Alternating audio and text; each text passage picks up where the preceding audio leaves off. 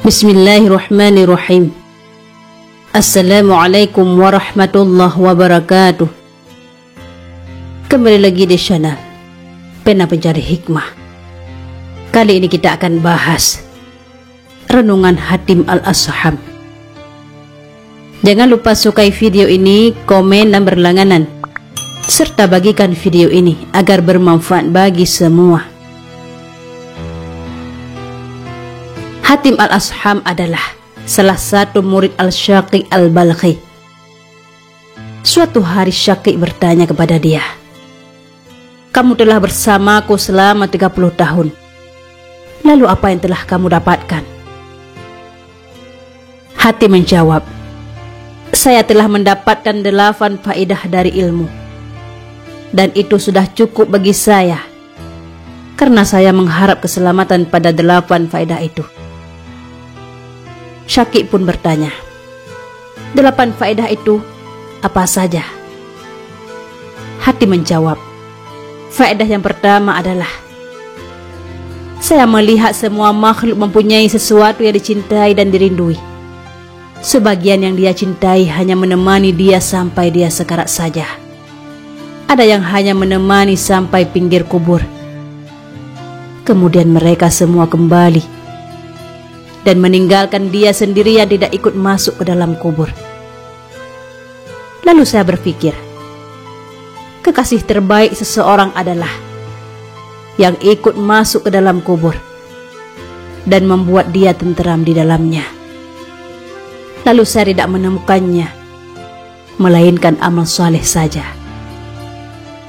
Kemudian saya menjadikan amal sebagai kekasih supaya dia menjadi penerang kubur, penenteramku, dan tidak meninggalkanku sendirian di sana." Faedah yang kedua, aku telah melihat orang-orang suka mengikuti hawa nafsunya dan cepat-cepat melakukan keinginan dirinya. Kemudian aku memikirkan firman Allah, "Dan adapun orang yang takut pada makam Tuhannya dan mencegah dirinya dari kesenangannya, maka surga adalah tempat dia." Aku yakin kalau Al-Quran adalah benar dan hak. Kemudian aku bersegera untuk menentang nafsuku, dan aku bersiap-siap untuk memerangi dan menghalanginya dari kesenangannya, hingga nafsu bisa menjadi rida untuk taat kepada Allah dan tunduk kepada Allah.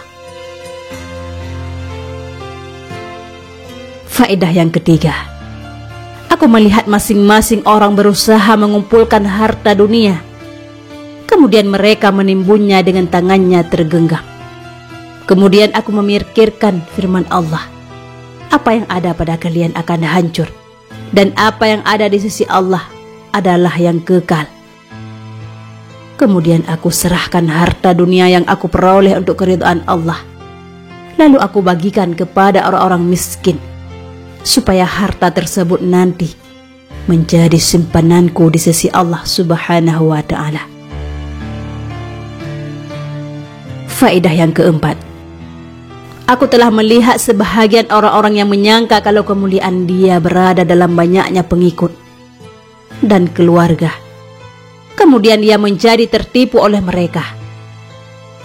Ada yang menyangka kalau kemuliaannya ada dalam banyaknya harta dan banyaknya anak, sehingga dia membangga-banggakan itu semua.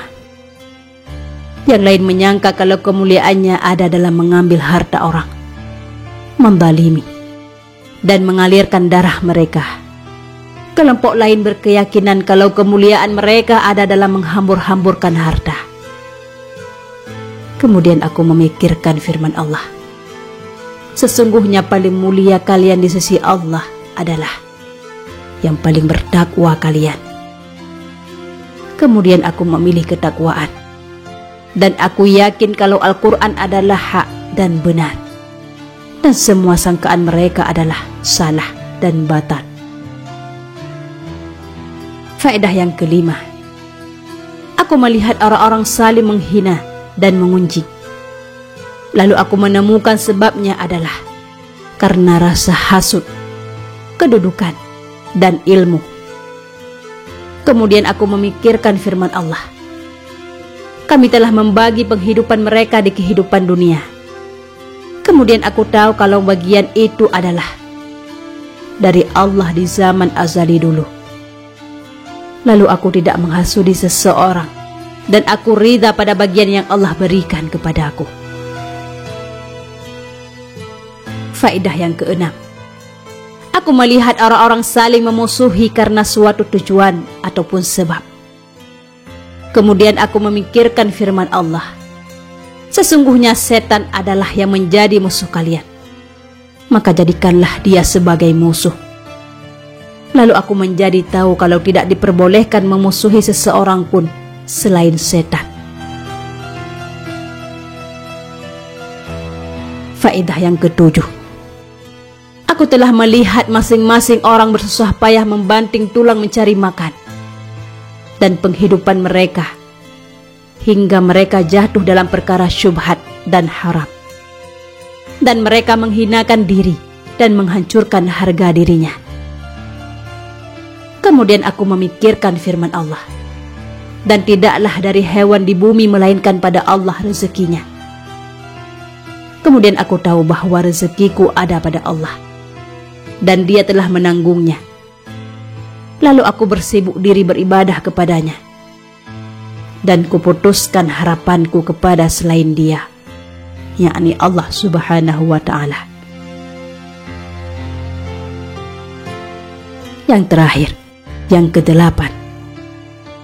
Aku melihat masing-masing orang berpegang teguh pada sesuatu yang diciptakan. Ada yang berpegang kuat pada dinar, ada yang berpegang kuat pada dirham, ada yang berpegang teguh pada harta dan kekuasaan.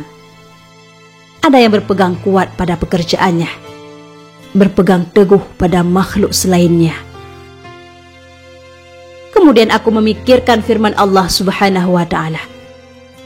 Dan sesiapa yang berserah diri kepada Allah, maka Dia yang akan mencukupinya. Sesungguhnya Allah yang akan memenuhi urusannya. Sungguh Allah telah menjadikan kadar pada segala sesuatu. Kemudian aku berserah diri kepada Allah.